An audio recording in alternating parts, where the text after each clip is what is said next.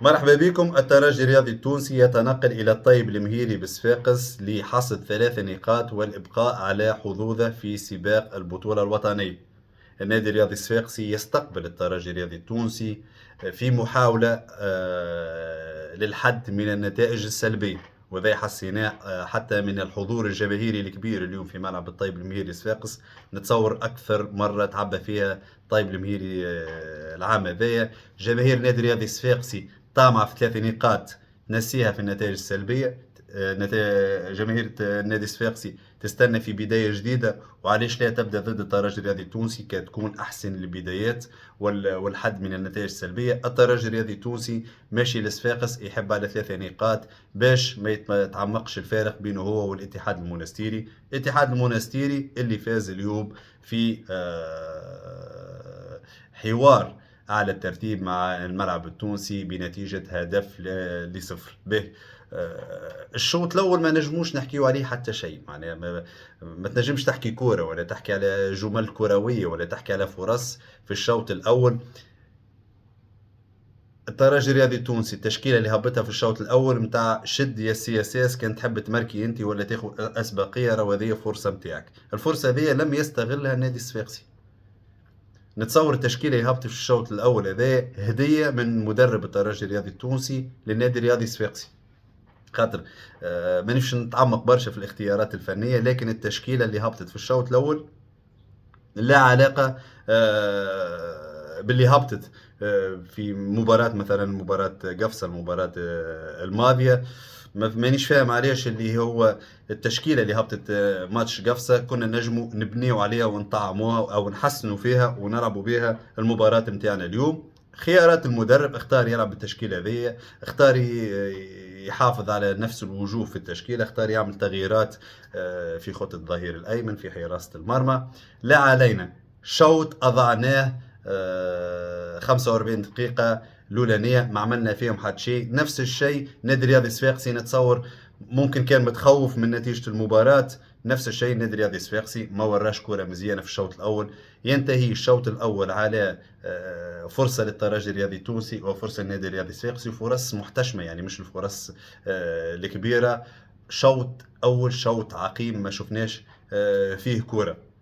الشوط الثاني شهدت عدة تغييرات خاصة تشكيلة الترجي الرياضي التونسي، من أهمها وأبرزها خروج أولو وزكريا العايب ودخول كوناتي ولاري العزوني. ما نمشي نقول الكوتشينج اللي بدل معنا شو، لكن هذه المفروض التغييرات هذوما يكونوا من أول المباراة. ما نعرفش الحالة الصحية الملاعبية هذوما هل إنه تسمح لهم باش يلعبوا مباراة كاملة، أو إنه المدرب اختار إنه هما يدخلوا في الشوط الثاني. لكن التغيير هذا حرك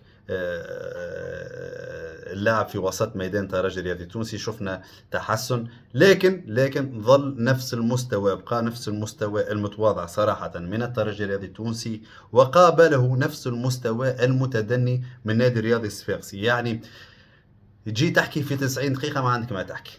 اليوم ابرز حاجه ممكن في المباراه جماهير النادي الرياضي الصفاقسي والكراكاجات اللي عملوها والامبيونس اللي عملوها في الاستاد فقط لا غير. نمشيو ديريكت لدقيقه 86 خاطر ما شفناش برشا كوره ما عندك ما تحكي اليوم.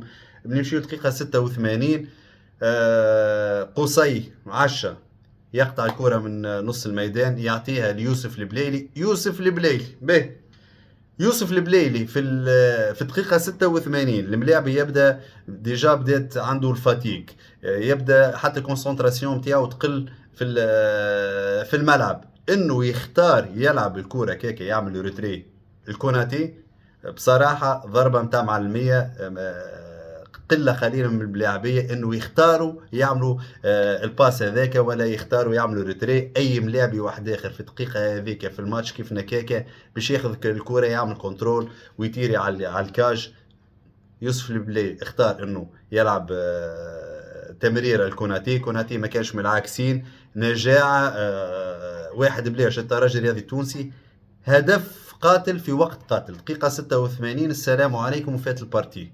هي ديجا سي اس اس اصلا ما وراتش كوره ماتش كامل، دونك ماهيش باش تعمل ردة فعل في 9 دقائق اللي بقاو 4 دقائق وقت فعلي و5 دقائق وقت إضافي. دونك وفات المباراة على 1-0 للترجي الرياضي التونسي. 3 نقاط خلاو الترجي في المرتبة الرابعة ب26 نقطة.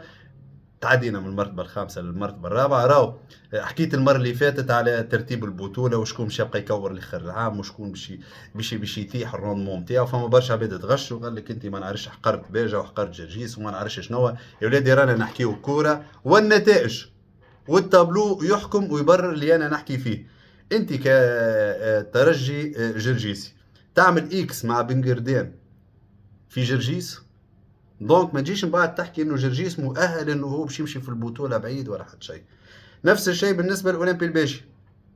اولمبي الباجي عمل ديماراج باهي نتاع البطوله، ونرجع ونعاود نقول راهو باجا والجرجيس الديماراج المزيان اللي عملوه في اول بطوله راهو ضمنوا به عدم النزول للوطني به فقط لا غير. لا مش يضمنوا به الفوز بالبطوله ولا مشاركه افريقيه. اكبر دليل تشوفوا النتائج من جوله الى اخرى، خاصه تدهور نتائج اولمبي الباجي.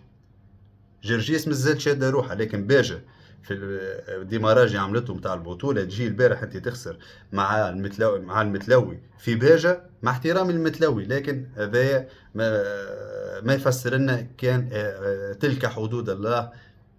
باجا جرجيس عملوا ديماراج باهي نتاع بطوله، لكن هذاك هو يعني النقاط اللي جمعوهم نتاع تفادي النزول. نمشيو ترتيب البطوله. عندنا المستير الاولى 29 نقطه، بعدها الكلوب ب 28 نقطه، بعد تجي البقلاوه ب 27 نقطه والترجي ب 26 نقطه، بعدهم جرجيس ب 25 نقطه، ليتوال ب 21 نقطه. باهي ليتوال منطقيا تنجم تقول بعيدة 8 نقاط على متصدر البطولة، لكن كيف تشوف باقي المباريات وباقي الماتشوات تنجم تكون ليتوال معنية، مانيش نقول بالتتويج لكن معنية انه تكمل من الثلاثة الاولانيين في البطولة متاع السنة. الجولة الجاية انا نتصور فما تغيير زاد واحد اخر كيما صار تغيير في الجولة هذه. نتصور الجولة الجاية زاد يصير تغيير واحد اخر في قمة ترتيب البطولة. المستير ماشية للمتلوي. المتلوي اللي اليوم رابحة باجة في باجة، دونك ماتش باش يكون صعيب برشا للمستير في المتلوي. ما نتصورش والله، مش خاطر على البطولة ولا خاطرني مكشخ ولا حاجة، ما نتصورش المستير تربح المتلوي في المتلوي الماتش الجاي، خاطر المتلوي على الربح اليوم كونتر باجة رجعت فيها الروح. النادي الافريقي ماشية لسوسة.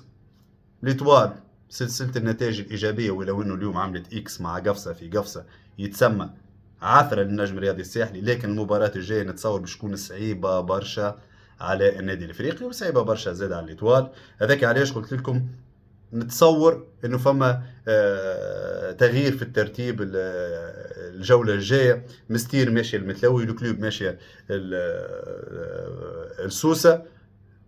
الملعب التونسي نتصور تستقبل تطاوين في تونس. مع احترامي الكبير التطاوين، الملعب التونسي ماهيش باش تساوم في النقاط المباراة هذه. دونك الملعب التونسي تنجم تربح الماتش الجاي تطلع هي في الصدارة في صورة تعادل او هزيمة الاتحاد الرياضي المنستيري. الترجي الرياضي التونسي يستقبل باجة في تونس. على النتيجة متاع اليوم على الماتشوات اللي فاتوا نتصور قالوا ليفربول برشلونة ميسي ما تربحش بنقردان في بنقردان. نتصور برشلونة ميسي ما تربحش الترجي في رادس الماتش الجاي، خاطر على المورال هذايا على التروا بوان متاع اليوم ما نتصورش كان ترجي باش يساوم في 3 نقاط ضد الاولمبي الباجي في رادس بالذات. دونك نتصور انه فما زاد مفاجآت الجولة الجاية خاصة في اعلى الترتيب. دونك تو بدات تبان ملامح البطولة الوطنية. عندك المستير البقلاوة من الجمعيات اللي بداوا عملوا بداية موسم ناجحة ومازالوا مكملين ومازالوا مطولين. نتصور حتى لمرحلة الإياب. المستير البقلاوة، النادي الافريقي الترجي الرياضي التونسي،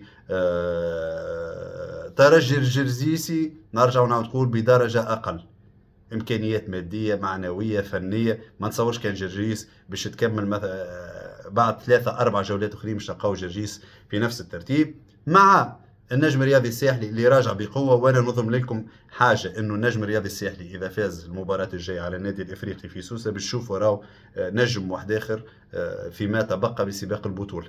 هذه حاجه معروفه